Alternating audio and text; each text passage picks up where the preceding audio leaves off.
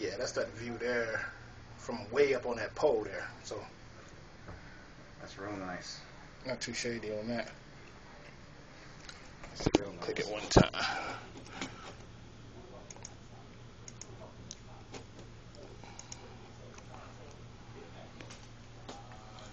Alright, and that's the view from the pole. Let's see if I can get how far away that pole was.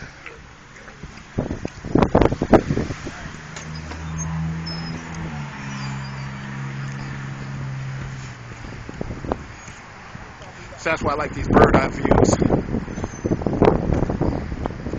Can't hardly see it, the sun's in the way. That's pretty nice. You dig that one, man?